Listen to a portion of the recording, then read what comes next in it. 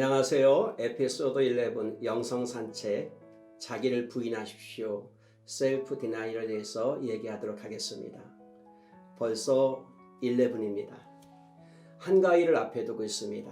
설렘과 기대감도 있지만 코로나로 인해서 답답한 마음도 교차될 듯 보입니다. 오늘은 익숙하면서 제게 가장 어려운 자기 부인에 대해서 이야기하려고 합니다.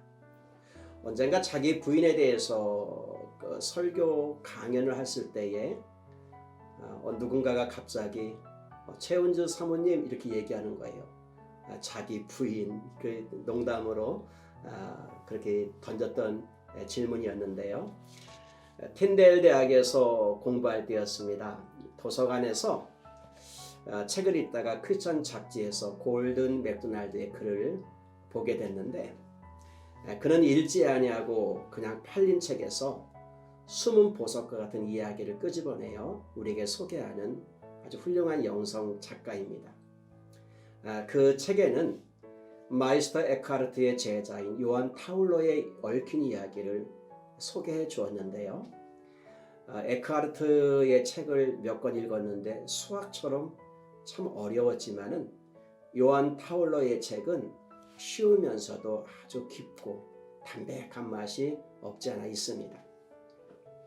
타울러는 에크하르트, 헤니 수소와 함께 라인강의 신비주의자라고 얘기합니다. 에크하르트가 세상을 떠나자 2년 동안 쾰른 대학에서 강의를 하게 됐고요.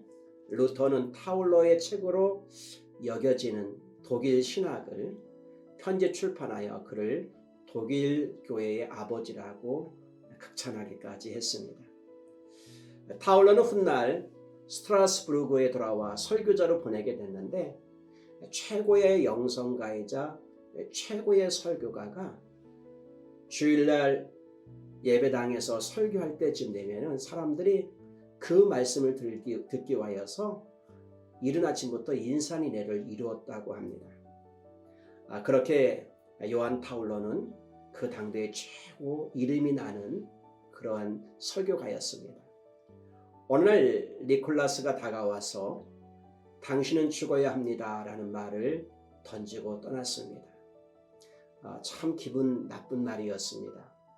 타울러는 겸손히 사막으로 내려가 2년간 수도했습니다.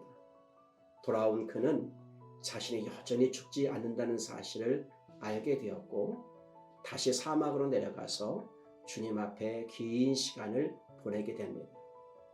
그가 다시 돌아왔을 때는 달라져 있었습니다. 그의 인품 속에서는 그리스도의 인품이, 그의 메시지는 항상 사람들을 예수님 앞으로 인도하였던 겁니다. 많은 영성가들은 요한 타울러의 영성을 자기 부인의 영성이라고 얘기하곤 합니다. 그리스도를 따르는데 큰 걸림돌은 게으름, 무지, 약함, 박해, 그리고 죄만이 아닙니다. 큰 걸림돌은 우리 안에 있는 다른 자, 처리되지 아니한 나, 그것이 아닐까 싶습니다. 토마스 아켄피스도 세상에서 당신을 가장 크게 해치는 것은 바로 자신에 대한 사랑이라고 얘기했고, 칼빈도 인간 파멸의 가장 확실한 출처는 제 뜻에 복종하는 것이라고 말을 했습니다. 예수님께서 아무든지 나를 따라오려거든 자기를 부인하고 자기 십자가를 지고 나를 따를 것이라고 말씀하셨습니다. 약속의 땅으로 가기 위하여서 애굽을 등져야 하듯이 제자가 되기 위하여서 꼭 해야 할 것은 자기 부인이라는 거예요. 자기 부인이 없으면 방향을 돌이켜 그리스도께로 갈 수 없게 되고요. 자기 부인이 없으면 그리스도의 성품이 나의 성품이 될 수 없다는 겁니다. 우리 안에 나가 얼마나 크게 자리 잡는지 모릅니다. 내 나가 남는 것이 문제입니다. 남아있는 나는 성령의 임재를 회방하며 타인을 용납하지 못하게 하며 함께하지 못하게 만들곤 하기 때문입니다. 자기 부인은 아무것도 하지 않음을 의미하지 않습니다. 자기 부인은 지나친 고행과 같은 자기 학대도 아닙니다. 자기 부인은 나를 세우는 것이 아니라 나 자신을 부인하는 겁니다. 위대함이란 자기의 뜻이 많고 적음이 아니라 자신을 버리는 데 있습니다. 자신을 많이 잃으면 잃을수록 더 많이 얻게 되며 자기 부인이라는 자리에서만이 더 좋은 것을 발견할 수 있습니다. 자기 부인은 덜 유익한 것을 포기하는 것을 말합니다. 나 중심이 참 유익하지 못할 때가 너무 많습니다.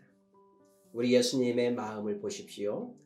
근본 하나님의 본체시나 하나님과 동등됨을 취할 것으로 여기지 아니하시고 오히려 자기를 비워 종의 형체를 가지사 사람들과 같이 되셨고 사람의 모양으로 나타나사 자기를 낮추시고 죽기까지 복종하셨으니 곧 십자가에 죽으심이라.